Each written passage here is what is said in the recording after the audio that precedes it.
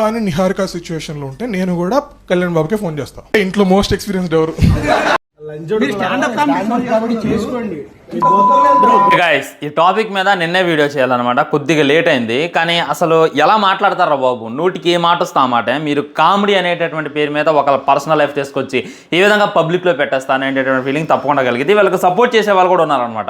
ఇది కామెడీ గీమిడీ అని. సో నేను దేని గురించి మాట్లాడుతాను అనేటటువంటిది మీకైతే అర్థమై ఉంటుంది అనమాట. అనుదీప్ అనేటటువంటి ఒక వ్యక్తి, తను చూసుకున్నట్లయితే స్టాండప్ కామెడీ అయితే చేస్తాను అనమాట. తను రీసెంట్గా మాట్లాడినటువంటి మాటలు ఏదైతే ఉందో బాగా దుమారం లేపాయి అనమాట. తన ఇంటికి వెళ్ళి మరి, తన స్టూడియోకి వెళ్ళి మరి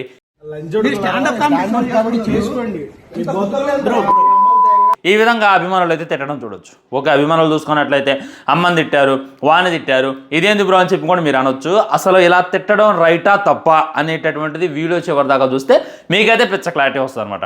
మనోడు ఓన్లీ పవన్ కళ్యాణ్ గురించి మాట్లాడిండు, నిహారిక గారి గురించి మాట్లాడిండు, రామ్ చరణ్ గారి గురించి మాట్లాడిండు అని చెప్పి సంకలు కొట్టుకోమాకంటే. ఇంకా చాలా హీరోల్ని తక్కువ చేసి మాట్లాడిండు, చాలా అంటే చాలా వరస్ట్గా మాట్లాడిండు. అసలేం మాట్లాడిండు, ఎలా మాట్లాడిండు, ఇలా మాట్లాడడం తప్పరేట. ఇంకొంతమంది ఏమంటున్నారంటే మేధావులు అది కామెడీ పేరు మీద ఏదైనా మాట్లాడవచ్చు, అది స్టాండప్ కామెడీ, దానివల్ల ఇది చేయొచ్చు అని చెప్పి అంటున్నారు. దాని గురించి కూడా మాట్లాడతాను, నేను డీటెయిల్గా మాట్లాడతా. పచ్చి నిజాలు అయితే మీ ముందు పెట్టేటటువంటి ప్రయత్నం చేస్తా. ఫస్ట్ చూసుకున్నట్లయితే ఏం జరిగిందంటే, అసలు ఎందుకు ఈ వెలుగులోకి వచ్చినంటే అనుదీప్ అనేటటువంటి వ్యక్తి నిహారిక గారు రీసెంట్గా మ్యారేజ్ చేసుకున్నారు. మ్యారేజ్ చేసుకున్నటువంటి 1 ఇయర్లో అటు ఇటుగా పర్లేదు, డివోర్స్ అయితే తీసుకున్నారు. ఓకే, అది వాళ్ళ పర్సనల్.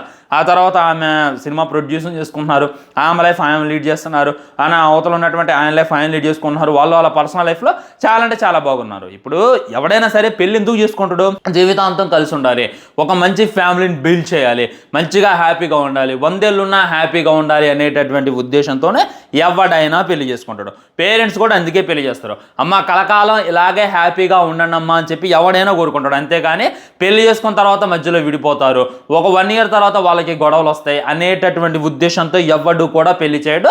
ఫ్యూచర్ని చూసేటటువంటిది మనకు లేదు. అదే పేరెంట్స్ కూడా కోరుకునేది, మంచిగా ఉండాలనే పేరెంట్స్ కోరుకుంటారు. మంచిగా ఉండాలని చెప్పి హస్బెండ్ అండ్ వైఫ్, లవర్స్ అయినా ఫ్రెండ్స్ అయినా పెళ్ళి అయితే చేసుకుంటారు అనమాట.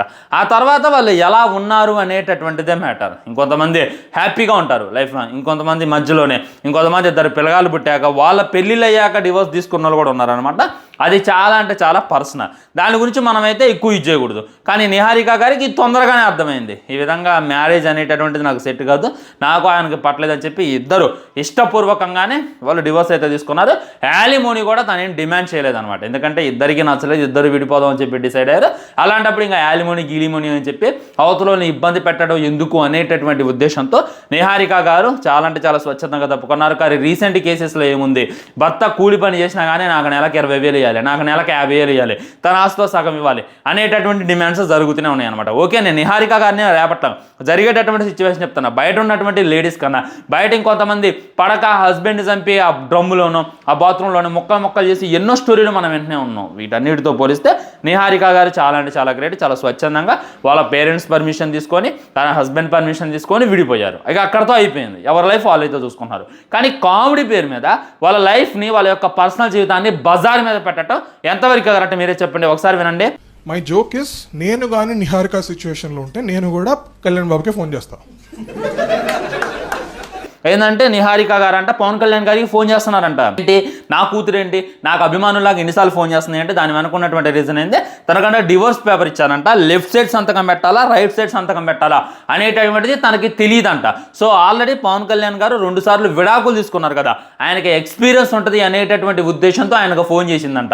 అండ్ నేను నిహారిక గారి ప్లేస్లో ఉన్న ఖచ్చితంగా పవన్ కళ్యాణ్ గారికి ఫోన్ చేస్తా అని చెప్పి ఎట్టకారంగా మాట్లాడటం, వ్యంగ్యంగా మాట్లాడటం. అరే లంచోడక నువ్వు మాట్లాడుతుంది తప్పరా, అలా మాట్లాడొద్దురా. ఎందుకంటే ఎవడైనా సరే వాళ్ళ లైఫ్లో కావాలని చెప్పి ఇడిపోరు, పడకపోవచ్చు, 100 ప్రాబ్లమ్స్ ఉంటాయి. నువ్వు ఇంట్లోకి వచ్చి చూడవు కదా, నువ్వు బాత్రూంలోకి వచ్చి చూడవు కదా, నువ్వు బెడ్రూమ్లోకి వచ్చి వాళ్ళు చేసేటటువంటి సంసారాన్ని వీక్షించవు కదా, వాళ్ళకి 100 ప్రాబ్లమ్స్ ఉంటాయి, 200 ప్రాబ్లమ్స్ ఉంటాయి. దానివల్ల పవన్ కళ్యాణ్ ఆయనకి ఏమన్నా గొలా ఫ్రెండ్స్ మీరే చెప్పండి. ఆయన చిటికేస్తే ఎంతమంది రారు, ఆయన ఉండేదే సినిమా ఇండస్ట్రీలో, రోజుకు ఒక అమ్మాయితో ఎంజాయ్ చేయొచ్చు గట్టి మాట్లాడితే. అలా కాకుండా ఆయన నీట్గా పెళ్లి చేసుకున్నారు. ఓకే, అంతకుముందు పాస్టర్ 2 సార్లు విడాకులు అయినాయి కాదంటలా. సో దీన్ని బయట పెట్టడం, దీన్ని వ్యంగ్యంగా మాట్లాడటం, వాళ్ళ పర్సనల్ జీవితం, వాళ్ళ యుద్ధాన్ని పర్సనల్గా ఇచ్చేసి అక్కడ మాట్లాడటం, అక్కడ ఉన్న వాళ్ళందరూ కూడా ఎకలో పక్కపక్కలో. నాకు ఇక్కడైతే మండిపోయింది అనమాట. రేపటి రోజున మీ అమ్మ అయ్య కూడా అంతే విడిపోతే వాళ్ళ గురించి కూడా ఎవడైనా ఇంతే కామెడీ చేసి మాట్లాడితే నీకు ఎలా ఉంటుంది? నేనే మాట్లాడుతున్నా అంటే పవన్ కళ్యాణ్ గారికి కూడా పిల్లగాళ్ళు ఉన్నారు కదా, అండ్ హకీరా వీళ్ళంతా ఉన్నారు కదా, ఆయన 2 వైఫ్స్ కూడా పిల్లగాళ్ళు ఉన్నారు కదా, వాళ్ళంతా ఫీల్ అవుతారు. ఆల్రెడీ ఒకప్పుడు జగన్మోహన్ రెడ్డి గారు దీని గురించి మాట్లాడుతుంటేనే ప్రతి ఒక్కళ్ళు తిట్టడం అనమాట. అసలు వాళ్ళు హ్యాపీగా ఉన్నారు, మీరు ఎందుకు గెలకన్నారు, మరి అలాంటప్పుడు ఈ కామెడియన్కి ఎందుకు సపోర్ట్ చేస్తున్నారు అనేటటువంటిది ఒకసారి ఆలోచించుకుంటే చాలా అంటే చాలా బాగుంటుంది. ఇక్కడ పవన్ కళ్యాణ్ గారు ఒక్కళ్ళు ఎఫెక్ట్ గారు, ఆయన ఈ విధంగా మాట్లాడడం వల్ల ఆ వైఫ్స్ అయినా ఆ పిల్లగాళ్ళైనా వాళ్ళంతా కూడా ఫీల్ అవుతారు. ఎందుకంటే మన అమ్మనో మన నాన్ననో అంటే మనం ఎంత ఫీల్ అవుతామో వాళ్ళు కూడా అంతే ఫీల్ అవుతారు అనేటటువంటిది బేసిక్ కామన్ సెన్స్ అనమాట. అది లేకుండా ఇష్టానుసారం మాట్లాడడం, నిహారిక గారి పర్సనల్ జీవితం మీద కామెడీ చేయడం, పవన్ కళ్యాణ్ గారి పర్సనల్ లైఫ్ మీద కామెడీ చేయడం, ఇది ఎంతవరకు కరెక్ట్? సో మీరే చెప్పండి, ఈ విధంగా వాడిని తిట్టడం రైటా నన్ను కొడితే కరెక్ట్ అని చెప్పి నేనైతే చెప్తా. చట్ట ప్రకారంగా వెళ్ళాలంటే ఇంకెన్ని రోజులు వెళ్తారా? చట్ట ప్రకారంగా రేపు వచ్చి మీ అమ్మని, అరే మీ అమ్మ విడాకులు తీసుకుందిరా, నేను మీ అమ్మకి పుణ్యత్ర విడాకులు ఎలా తీసుకోవాలని చెప్పి నువ్వు చట్ట ప్రకారం వెళ్తావురా బాడుకోవు. ఈ విధంగా తనకి ఇంకా సపోర్ట్ చేస్తున్నారు కదా, ఇది చేస్తున్నారు కదా, వాళ్ళనే మాట్లాడుతాను. ఒక ఆబ్వియస్లీ వేరే హీరో ఫ్యాన్స్ తనకి సపోర్ట్ చేయొచ్చు అనమాట. ఒకసారి ఎన్టీఆర్ అన్న గురించి మాట్లాడి ఉండవేనండి. My favourite movie of NTR is this movie called Rakhi. చూసిన తర్వాత బాడీ పెంచాను. ఎన్టీఆర్ అన్నకి పెద్ద ఫ్యాన్ అంట మనోడు. సో రాకీ సినిమా చూశాక బాడీ బిల్డ్ చేసిన అంటే ఇటు పందిలాగా ఉన్నాడు కదా, అది వాడి ఉద్దేశం. సో ఇక్కడ ఎన్టీఆర్ అన్న రాకీ సినిమాలో లావుగా ఉన్నాడు అనేటటువంటిది వ్యంగ్యంగా మాట్లాడింది, బాడీ షైమింగ్ కదా. అప్పుడు అన్న అలా ఉండేవాడు, ఇప్పుడు ఎలా ఉన్నాడు? ఇప్పుడు మన డ్రాగన్ చూసుకున్నట్లయితే ఆయన ఎంత కష్టపడుతుండో, గుద్దలు ముట్టే ఇలా గారా మరి ఎలా అయ్యి ట్రై చేయి, ఎలా గాడానికి ట్రై చేయి, బక్కగా నువ్వు బక్కగా కావాలి గుండు సాలేగా. అండ్ ఓన్లీ ఎన్టీఆర్ గురించే మాట్లాడినంటే లేదనమాట. ఒకసారి రామ్ చరణ్ గురించి ఏం మాట్లాడి ఉండవేనండి. I'm not calling Ram Charan బాడకో.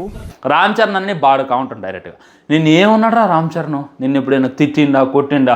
ఆయన 365 days ఉంటే అందులో 300 days మాలలో బతుకుతాడు, వ్రతంలో బతుకుతాడు, ఒక్కరిని పల్లెత్తి మాట అనరు. ఎవడైనా చిన్న హీరో వచ్చి సపోర్ట్ చేయమంటే సపోర్ట్ చేస్తారు. మొన్న చూసిన రాకాసి మూవీ కూడా ఎంతలో సపోర్ట్ చేసిండో. తన వల్ల సినిమాకి ఆ విధంగా బజ్జు వచ్చింది. తన పని ఏదో తను చేసుకుంటూ వెళ్ళిపోతారు, వేరే వాళ్ళని గెలకడం.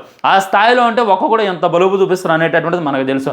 కానీ అన్న అలా కాదు, టౌన్ ఎత్తులాగా చాలా అంటే చాలా పొలైట్గా మంచిగా ఉండేటటువంటి వ్యక్తి. ఆయన్ని ఇంత పెద్ద మాట అనేది నాకు ఇక్కడే బ్లడ్ బాయిల్ అయింది ఫ్రెండ్స్. నిజంగా ఎదురుగా ఉంటే మట్టికి చేతుల్లో కత్తి లేదు కానీ నరికైతే తల ఎగిరిపోయేది అనేటటువంటి డైలాగ్ అయితే గుర్తొచ్చింది. ఆయన ఏమన్నాడు?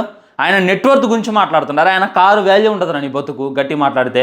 ఆయన తెలుసుకుంటే నువ్వెంత ఇంత సీరియస్ చేయాల్సిన అవసరం, నీ స్టూడియోకి వచ్చి తిట్టాల్సిన అవసరం అలా చిట్టికేస్తే చాలు, ఇంక నీ పని ఏమైంది అనేటటువంటి గురించుకో. డైరెక్ట్గా రామ్ చరణ్ గారిని బాడుకా ఉంటాం. ఓకే, రామ్ చరణ్ గారి గురించే కాదు, ఒకసారి ఈ వీడియో క్లిప్స్ కూడా చూడండి.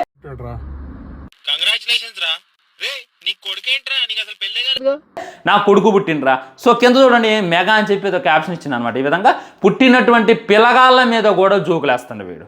ఒకప్పుడు వాడెవడో ఏదో ఉయ్యాల కట్టిండు పాపకి, తల్లిదండ్రికి ఏదో జోకేసిండు తండ్రి కూతురు మీద అని చెప్పి వాడి మీద ఏదో పోక్సో యాక్ట్ పెట్టి బొక్కలై తిరగదీసేశారు పి హనుమంది. మరి అలాంటప్పుడు మరి వీడిని ఏం చేయాలి? డైరెక్ట్గా పుట్టినటువంటి పిల్లల మీద కూడా జోకులేస్తున్నా వీడిని ఏం చేయాలి అనేటటువంటిది మీరైతే ఆలోచించి కింద కామెంట్ చేసేటటువంటి ప్రయత్నం చేయండి ఫ్రెండ్స్. నాకైతే చాలా అంటే చాలా కోపం వచ్చిందనమాట. అసలు నిజంగా స్టాండప్ కామెడీ పేరుతో మీరు చేసేది ఏంది? మీరు చేసేటటువంటి లంగా పంచాయతీలు ఏంది? మీరు అంతలా కామెడీ సృష్టించాలి అనుకుంటే మీ అమ్మాయి ఎలా సంసారం చేస్తున్నారో అది చెప్పి కామెడీ పుట్టించండి, అది మీది. కానీ వేరే వాళ్ళ పర్సనల్ లైఫ్ని మీరు బయటికి లాగి, ఒకడు లా ఉన్నాడు, ఒకడు బాడుకో, ఒకడు నెట్వర్క్. అండ్ బాలయ్య బాబు గురించి ఏం మాట్లాడిండో వినండి. మార్వెల్ వీళ్ళందరూ మాస్కులు పెట్టుకుని వస్తారు, బాలయ్య విగ్గు పెట్టుకొస్తారు. బాలయ్య బాబు గారంట సినిమాకు విగ్గు మారుతారంట. ఇక్కడ ఆయన అంట సూపర్ మ్యాన్ అంట. మన సూపర్ హీరో చూసుకున్నట్లయితే మాస్కులు మారుతారు కదా, అదేవిధంగా బాలయ్య బాబు గారు అంటే విగ్గు మారుస్తారంట. ఈ విధంగా వ్యంగ్యంగా ఎట్టకారంగా అసలు నన్ను ఎవడేం పీకుతలే అనేటటువంటి ఉద్దేశంతో అక్కడ బాలకృష్ణ గారి దగ్గర నుండి, నిహారిక గారి దగ్గర నుండి, పవన్ కళ్యాణ్ గారి దగ్గర నుండి, ఎన్టీఆర్, రామ్ చరణ్ వీళ్ళందరినీ కూడా వీడికి గెలికి పడేసిండు. దెబ్బకి ఫ్యాన్స్ అయితే స్టూడియోకి వెళ్ళిపోయారు. నిజంగా ప్రతి అభిమాని రియాక్ట్ అవ్వాలి, ప్రతి అభిమాని అక్కడ స్టూడియోకి వెళ్ళి బొక్కలు ఎరగొట్టాలి. కానీ ఇక్కడ వీళ్ళకే రోషం ఉందా, మిగిలిన వాళ్ళకి రోషం లేదు అనేటటువంటి ఫీలింగ్ కూడా నాకు వస్తుందన్నమాట. సో దయచేసి ఇలాంటి స్టాండప్ కామెడీకి ఆ హీరోనిగా తిట్టింది, ఆ హీరో పర్సనల్ జీవితానికి తిట్టింది, మాకెందుకులే అని చెప్పి మీరు సైలెంట్గా ఉండమాకండి. రేపు ఇంకొకరిని కూడా తిడతారు అనేటటువంటిది మళ్ళీ గుర్తుంచుకునేటటువంటి ప్రయత్నం చేయండి.